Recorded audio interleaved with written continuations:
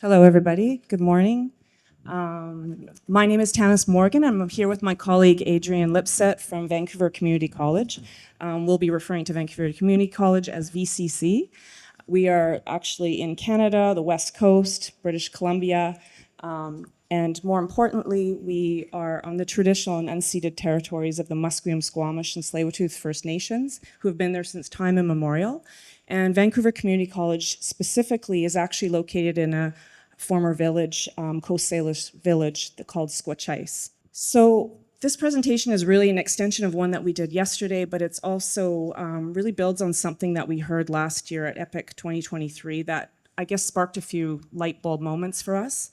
The first one being that badges are more than just badges. They're actually digital plumbing. They're necessary digital infrastructure to make things work, and specifically to make recognition work. The second thing that we went away with is that micro-credentials are really just curriculum. And without any sort of digital plumbing underneath, it's just curriculum. And finally, recognition is really the thing that needs to be centered here. And of course, I'm at a conference where this is what we do. We are centering recognition. But it had me thinking about how do you center recognition from a design perspective? I believe that a lot of things can be intentional through design, and therefore, I wanted to reframe recognition as pedagogy that would lead design. So what I intended to do with that sort of thinking, that sort of micro-credential framework, as you will, was to spend the year since last year collecting wonderful examples of where recognition and micro-credentials was intentional by design. And I do have a couple. It's a very short presentation. But also it has us thinking within our own work at the college where we do have a micro-credential initiative.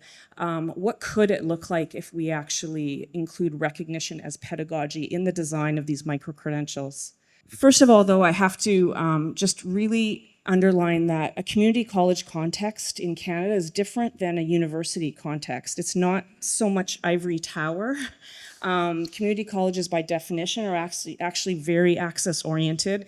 The foundation is very much a social justice kind of a foundation. We are connected to community. We are connected to industry. So it really is a bit of a different beast than a university. Yeah.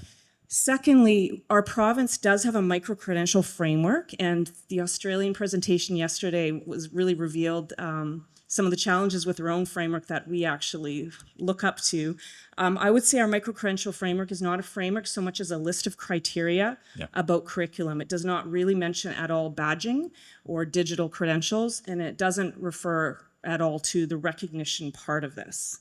Because these things are three separate kinds of things, projects, if you will, within the province, and badges is almost non-existent.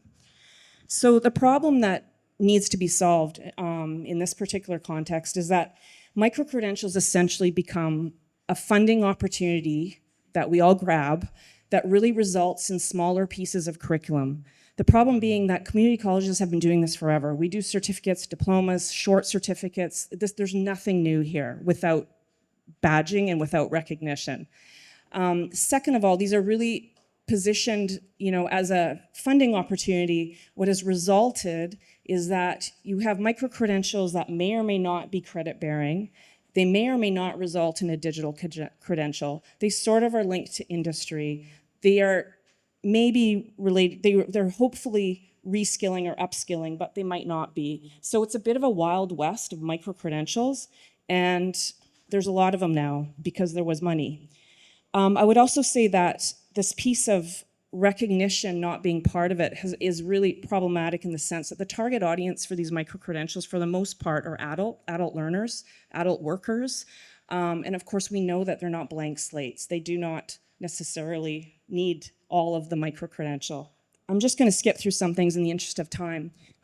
So recognition as pedagogy, the example I use is that if you're designing a course from, to be constructivist, you're going to see certain elements in the design of that course or that program as a result of, that epistemological foundation on which it's, constructivism exists. And what I'm proposing is that in the same way, if you were designing with recognition as pedagogy, you should see different kinds of components emerge in that design that should center recognition by default. And, you know, if you don't have, if you remove recognition from this, then you don't really have a fully functioning system that is any different than what colleges are already doing. So now I get to the examples part. I have two examples from outside of VCC. The first one being Bow Valley College. They're basically using recognition by assessment in their micro-credentials to put learners on a pathway. And I've heard about pathways quite a bit here.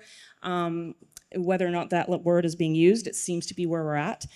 At Bow Valley, you sign up for the micro-credential and then you do a competency assessment. And this competency assessment results in getting feedback and guidance from an actual human.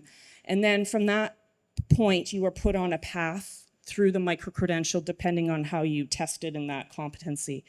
I do know that with Bow Valley that the labor required for that competency assessment human piece is undercosted. So it is very still much in an emergent state because operationalizing some of this in our context, for which I don't have time to explain, is you know, a challenge. Tannis, one note on that Bow Valley thing that just to add on to that is that you sign up for the micro-credential, there's no way to avoid the assessment.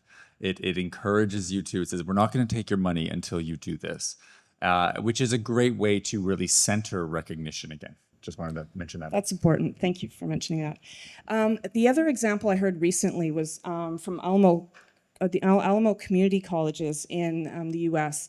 And what's interesting here is recognition starts at enrollment in the college. And their position is that no learner starts at zero. So right from enrollment, there's an effort to actually recognize formal, informal, non-formal, credit-bearing, whatever it might be. And if you're familiar with Nan Travis's work, really what their model is a credentials as you go, incremental credentialing kind of a model. So what that looks like there is you enroll in the college, you are being recognized in some way and you will not have zero. And this recognition results in a badge or a micro-credential that then can be banked towards a degree or to a credential there. So what that looks like in practice is this kind of thing where, you know, to get to a certain outcome, in this case, patient care technician, there's a combination of digital badging, micro-credentials, and courses, I presume, that lead you to your outcome. And it's essentially an incremental pathway. And you may start in different places on this pathway. So I find that a really interesting idea. Where we are looking at this, not that example, we're taking our eyes to, okay, what would recognition designed micro-credential look like at VCC? And we have a perfect use case for this, or test case, which is we've been asked by our province to develop a digital literacy for educators micro-credential. And in our sector, there's 25 post-secondaries. There are a lot of educators in that sector who may need this micro-credential. Many of them are incentivized in terms of a pay jump if they take the micro-credential. Some of them not. But what we're basically facing right now in the design of this is that we have educators who on the huge range of continuum. There may be some educators that have no digital literacy whatsoever. And then you have educators who've been doing this for a long time. They just want the pay jump. So how do you design a micro-credential that doesn't waste people's time, essentially? So what we're looking at is having recognition be designed in at the course level, and each one of these colors represents a course. The middle column is the competencies, but also at the activity level. So you can be recognized for what your work is at the activity level or at the course level. So it's a little more granular in that way, and it's really addressing that large continuum of educators who, maybe they're really good at the LMS, but they don't know anything about AI yet, for example. So how do you address that audience? So it's very much a bundling of recognition with competencies. The other place we're thinking of at VCC, because we're an applied college where we have trades and vocational programs as well, we have a large hospitality program, a large culinary program, a large baking program, and these students are at all of our events, serving our food, preparing our food, taking our coats at a gala.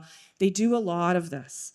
And we can think of that service as curriculum. And then the question is, well, how do you design recognition into that activity, which is in some ways just kind of taken for granted? And how do you provide a way for that to show up on their CVs in a more validated way, or make it count towards, an elective program. So this is a next effort for us, and we are going to test it at our symposium that we're doing, where students will serve us food and take our coats, and result in a badge. Now, what we need to do, so our EPIC 2024 lightbulb moment takeaways, Nan Travers presented on day one this idea of what we cherish and what we don't recognize in this concept map kind of framing. And I think that's where we need to get to. Like, we really need to, we're still sort of operating in this very narrow circle here. And I think our next step is really to expand our thinking beyond that in what we're doing. And of course, the other piece that we still have to figure out is, how does open recognition fit into this? We need open recognition to fit into this, because we actually can't scale PLAR in a way, or validation of prior learning, sorry, in a way that without open recognition. And that's a challenge for us to take away as well. Slow down, I'm done. I was racing through for time, I'm so sorry. That's our last slide though. I did really well on time. You did, you really did. Yeah, I think just on the open recognition, the one thing to add, now that we do have a few more found minutes, is the fact that for those familiar with our context, and we referenced this a bit yesterday as well, where other regions are versus where British Columbia is, the idea of open recognition is something that seems a few steps away from where we are. So part of how we're constructing this and looking at this question is really about how do we help make steps that are going to be achievable, that almost like that zone of proximal development for the sector as a whole, where we can take steps together that are going to be eventually leading to a place where we can better understand and see open recognition as a practice more ably reflected and sustainably reflected throughout the province. And I should say that I did hear Gabrielle Lopez had a presentation here. I think it was on one of these days, and I'm lost in the days now. And I think what I saw there was a combination of formal recognition with this open recognition combination. And I think that's a really interesting model that we're going to go take away and think about as well. So there's 5 minutes. For a croissant or a question? Yeah. All right, thank you. Okay, thank you very much.